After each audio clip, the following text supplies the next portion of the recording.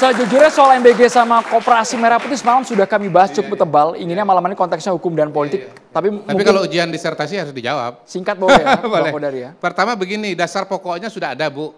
Tapi memang dalam implementasi kemudian dirasakan perlu adanya perbaikan-perbaikan. Terus terang kantor staf presiden ya semenjak saya jadi wakil pun concern soal penataan lebih mendetail. Nah memang momentumnya itu ada dua sih. Pertama peristiwa-peristiwa keracunan yang kemudian juga bagian dari evaluasi dari kita. Dan saya kira semua mencatat bahwa KSP adalah yang secara terbuka memberikan catatan problem-problem yang ada di mana dan harus diperbaiki. Misalnya sertifikasi laik dan higienis itu Bu, itu dari KSP. Dan alhamdulillah ini sudah difasilitasi dan diakomodasi. Angkanya rendah sekali ya? Ya. Enggak, saya takut menambah ketebalan, tapi angkanya rendah sekali ya.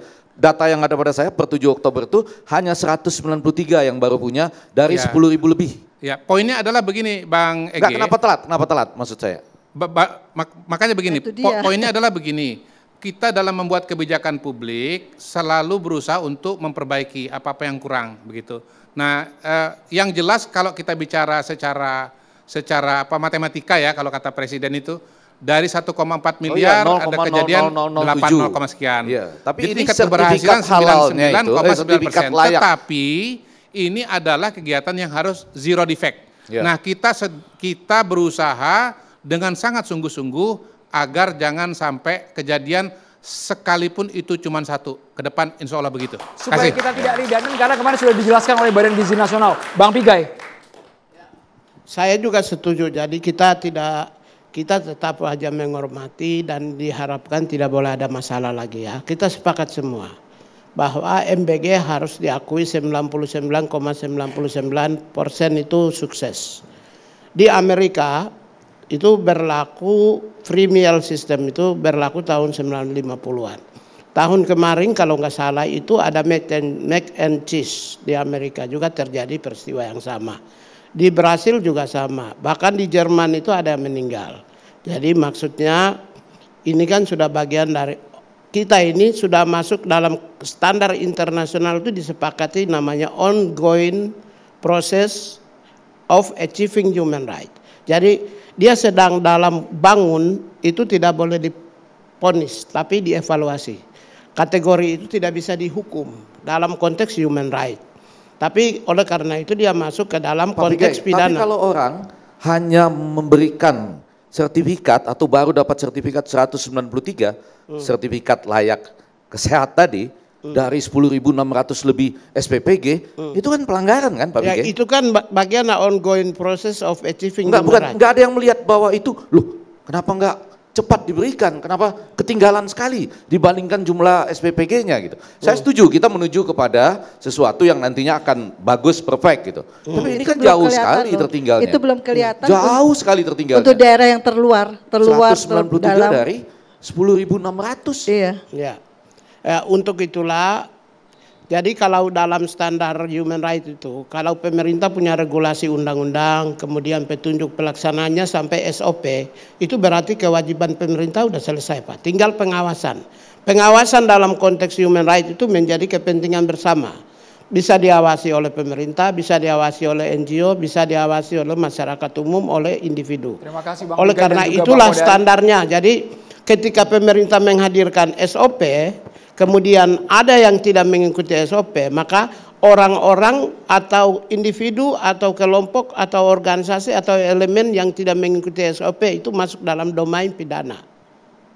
Terima kasih Bang Pigai. Karena dalam konteks MBG semalam sudah cukup tebal dijelaskan. Kita boleh sekarang beralih ke Kang Ferry dan juga Pak Arianto Sutadi. Kami ingin tahu karena Prabowo kemarin berkali-kali mengatakan ingin merangkul semua kekuatan dalam konteks membangun Indonesia ini. Ya. Sebagai politisi Gerindra seperti apa Kang Ferry?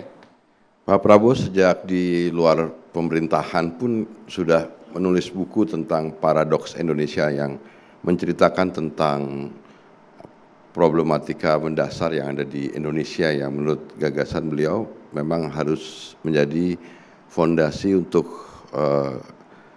dipecahkan, diselesaikan. Kemudian ada buku transformasi bangsa, strategi transformasi bangsa, Kemudian itu menjadi pijakan beliau ketika sekarang berada di dalam pemerintahan, apalagi menjadi kepala negara, kepala pemerintahan, ada termuat di Astacita dan lain sebagainya. Pak Prabowo sebagai presiden, sebagai pemerintahan tentu akan menjalankan langkah-langkah beliau sebagai presiden atas gagasan dan pikiran yang memang sudah lama tersimpan dalam pikiran beliau. Yang dilawan oleh beliau ini kan sebenarnya sekarang ini adalah bukan dilawan. Pertama, merubah arah sistem dan ekonomi Indonesia, praktek ekonomi Indonesia itu tidak boleh diserahkan kepada mekanisme pasar bebas. Artinya negara perannya sangat minimal atau bahkan tidak ada. Negara harus hadir untuk supaya pasar, sistem dan praktek ekonomi diatur kembali supaya ada keadilan di situ. Tidak boleh lagi ada yang ketinggalan, kececer, terbelakang dan lain sebagainya. Dan oleh karena itu beliau sekarang membuat program-program sekolah rakyat untuk mengadopsi anak-anak dari keluarga di desil 1, 2 yang paling miskin ekstrim untuk mendapatkan hak pendidikan, mendapatkan pengajaran, boarding, perubahan kultur hidup mereka.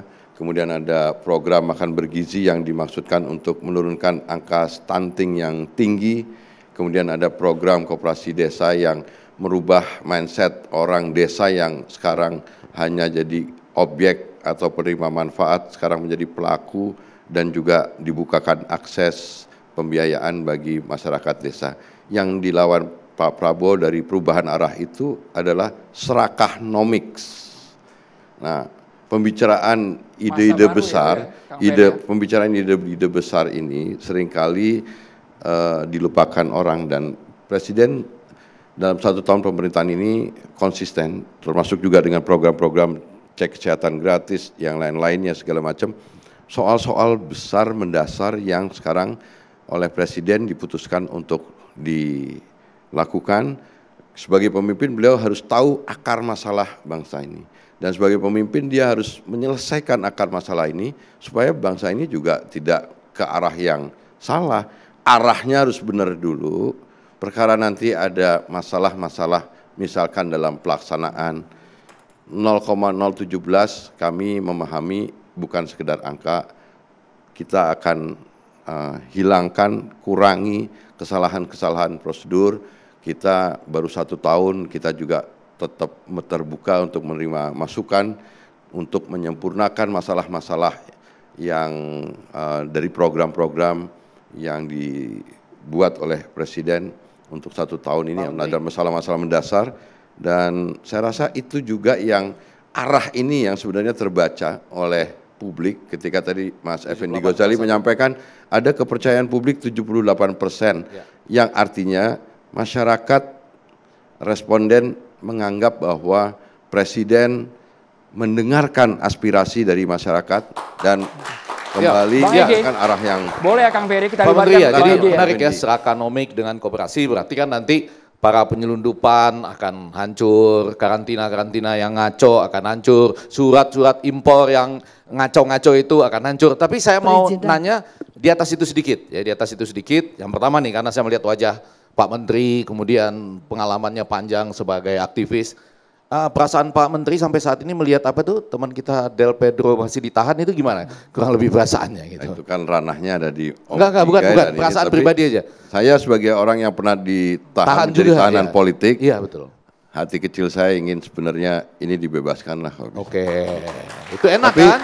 Tadi saya setuju karena harus dibedakan. Ini Bang Ege soal Del Pedro masih ganjel banget ini. Iya betul. Harus dibedakan. Tadi saya yang disampaikan oleh tadi Bapak Menteri HAM kita itu kan luar biasa. Kan harus dibedakan tapi ketika kita berencana yang ini terjadi gitu loh. Ya, dan kita tidak berdaya padahal kita sedang membicarakan arah baru. Betul nggak? Itu judulnya kan? Arah baru itu artinya tadi, ini kan persis seperti yang sedang direncanakan. Om Piga tadi udah, tapi sekarang sudah menunjukkan. Pak Piga udah benar bahwa harus dibedakan antara yang kritis dengan yang berusuh. Berarti besok-besok atau malam ini setelah menonton acara ini, bebas teman kita. Nah, kita itu maunya. Pak Pigai. Ya, kita mau gitu ya. Ada 2 menteri yang mau Dan nih. sudah Malam ini, Loh, Tunggu gini. dulu, Pak, sedikit aja Pak Menteri. Malam ini di catatan demokrasi harus dicatat ada 2 menteri yang mau supaya teman kita Del Pedro itu Begini, bebas. Tadi tanya. begini Dari dalam Bang, hati, kan? Ini secara personal ya Kang Begini, Ferry ya. begini, Pigai Bang. ya. nggak, Dari dalam hati. dari saya dalam harus hati. bicara dulu Iya. bahwa negara Indonesia kita sudah sepakat teori Montesquieu, eksekutif, yudikatif, legislatif, ya. Kami adalah eksekutif yang sangat tidak mungkin masuk ke wilayah yudikatif sekalipun kuasi yudisial. Kami menghormati proses hukum, tapi kami bisa bersikap sebagai bagian dari posisi eksekutif. Kami meminta demokrasi dan kedikdayaan demokrasi harus dijaga. Itu harga mati. Kang Oleh Ferry. Ya, saya rasa itu ranahnya Pak Pigai. Kalau ditanya pribadi pendapat saya, karena saya pernah merasakan Iya, makanya saya. tekanan politik. Iya. Ya. Dari wajahnya kelihatan Pak. Ya nanti mudah-mudahan kita bisa ada langkah-langkah yang bijaksana. Karena ini kan yang sepak bola kemudian- tadi Pak, sepak bola. Ini tadi bukan Kalau yang soal satu sepak bola, main- ini ya, terlalu kalau Om diumpamakan Effendi tim terlalu sepak nyerang, bola, jadi kelihatan. Yang 2 itu pengen melakukan ini tapi nggak pernah bisa, nggak masuk Piala Dunia Pak. Ya, ya. Jadi itu. tapi ini ada perasaan dari 2 menteri tercatat di catatan demokrasi itu kegagalan yang pengamat mengendaki sebagai sepak bola perasaan seperti Saudara bahwa Effendi Ghazali. teman-teman kita itu bebas gitu ya. Ya, harapannya Iya kan? kita mudah-mudahan. Wih, terima kasih Pak, terima kasih. Prof Rati, Bebas. pertanyaan ke Kang Ferry. Berarti Bapak Profesor tadi kan nanya soal koperasi tadi. Saya tipis saja bahwa pasti nanti koperasi desa ini akan menjadi instrumen dan alat perjuangan masyarakat. Jadi bahwa kalau di desa itu Prof itu sekarang banyak praktek rentenir, tengkulak, itu maksud pinjol saya, dan Prof. sebagainya. Pak Pasti Menteri. itu akan koperasi Iya. desa akan berfungsi untuk itu, memutus mata rantai distribusi Iya. yang berkepanjangan dan lain sebagainya, akan menjadi off taker dari hasil produk masyarakat desa.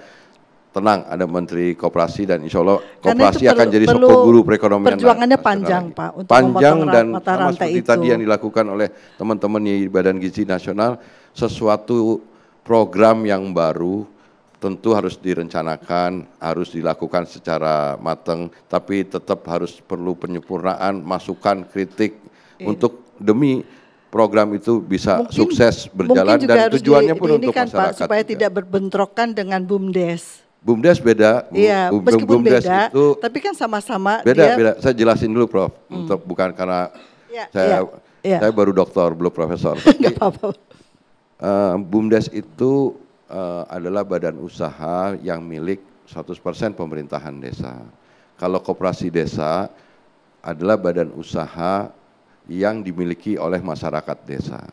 Sehingga kalaupun ada kepala desa di koperasi desa, memang kita atur hanya menjadi pengawas dari koperasi. Tapi kalau pengurus koperasi desa, seluruh unsur-unsur terbaik yang ada di masyarakat itu akan terlibat di koperasi desa. Dan koperasi itu adalah merupakan perkumpulan orang yang membedakan dengan korporasi yang merupakan perkumpulan modal. Jadi tenang Bu, kalau koperasinya maju, insya Allah masyarakatnya juga ikut maju karena mereka jadi anggotanya. Baik, sebenarnya sih saya cuma ingin mengingatkan saja bahwa jangan sampai Terima kita kasih. juga harus mengerti karakter dari masyarakat di setiap daerah itu kan berbeda-beda. Iya, iya. Masyarakat Tapi tetap nelayan, kok masyarakat kita- petani iya, gitu. memang betul. Jadi Koperasi- harus dimengerti, jangan sampai koperasi tadi kan idenya kan sangat bagus, mengembangkan ekonomi di pedesaan. Hanya saja perlu hati-hati ketika mengembangkan koperasi itu adalah dengan melihat kemampuan dari SDM di desa itu. Kalau SDM Bu yang sarjana di desanya memang cuma 5%, tetapi disitulah negara harus hadir untuk memastikan rakyat desa harus punya kesempatan dan hak yang sama Betul, supaya mereka saya lebih setuju pintar. sekali, Bu. saya setuju Kita nggak sekali. boleh bias kelas Betul. menengah atau bias kota, Saya setuju, karena Pak. ada soal ketidakadilan desa dan kota, Iya. ada ketidakadilan antara akses pendidikan yang dialami oleh Betul. masyarakat di Indonesia. Saya Jadi setuju, menurut saya saya, setuju. saya juga Cuma saya senang Bu. supaya ada pendampingan, ada Ada begitu, Bu, kami gitu. juga Jadi jangan sudah dibebankan ada, Bu. semuanya Jadi nanti kepada koperasi. habis acara gitu. ini ada waktu panjang, lebar, Prof, kita bisa diskusi bahwa apa yang dirisaukan saya Baik. akan bisa jawab. Supaya Baik, lebih terima kasih, komprehensif terima ya. kasih. Ini harusnya jarak Kang Ferry sama Prof Rati jangan kejauhan ini ya. Harusnya kita dekatkan. Justru tadi yang saya bilang off-taker itu adalah nampung hasil produk masyarakat. Jika masyarakat desa itu produknya tanaman pangan, kita akan dilengkapi dengan pengering.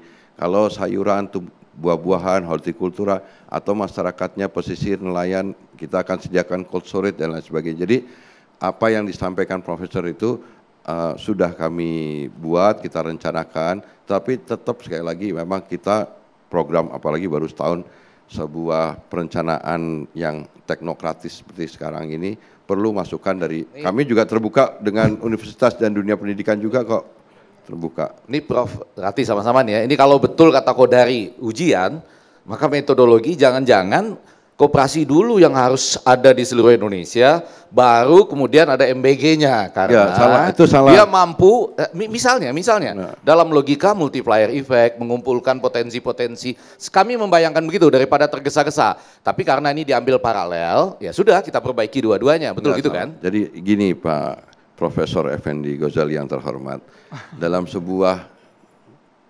perencanaan itu, tidak semuanya harus berasal dari naskah akademik. Oh iya, setuju. Itu semua harus juga ada dialami dalam prakteknya. Ada di dalam metode sosiologi itu namanya piecemeal feedback method, metode umpan balik sepotong-potong yang kita bisa lakukan perbaikan penyempurnaan itu di tengah jalan. Jadi ini adalah sebuah proses yang sekarang kita sedang jalani di dalam pemerintahan, tetap terbuka masukannya dalam rangka untuk menyempurnakan program pemerintahan, dan Pak Prabowo pasti punya gagasan besar, cita-cita besar yang berpedoman dengan konstitusi, Undang-Undang 45 khususnya pasal 33, kita lawan Sarkahnomics, tapi kita juga sebagai pembantunya di kabinet yang harus menerjemahkan ini menjadi program-program yang applicable dan implementatif. Titiknya boleh sampai situ dulu, kita sudah masuk bab 4 ini sudah kombinasi sama teori ya. Belum wacana mengenai reformasi Polri, kita bahas sesaat lagi hanya di Carta Demokrasi pemirsa.